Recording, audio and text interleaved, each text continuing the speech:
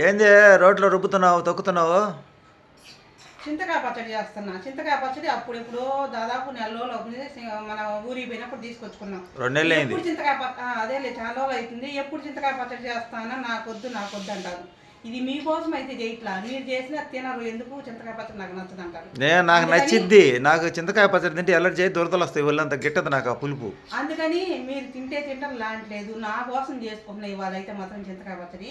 ఈ చింతకాయ పచ్చడి అనేది మనకు కావాల్సినంత చింతకాయ పచ్చడి కొంచెం తక్కువ తీసుకొని దాంట్లో మీరు తినేంత కారం అయితే పచ్చిమిరపకాయలు పచ్చి దంచుకొని ఇలా సన్నగా ఉల్లిపాయలు, అంటే ఇది మెత్తగా దంచుకున్న తర్వాత చింతకాయ పచ్చడి మెత్తగా దంచుకున్న తర్వాత ఉల్లిపాయలు ఇలా సన్నగా తరిగేసేసి కలిపేసుకోవడమే. దంచొద్దు, ఊరగా తిప్పేసి ఓ బౌల్లో తీసుకొని తాలింపు వేసుకోండి, బాగుంటుంది పచ్చడి.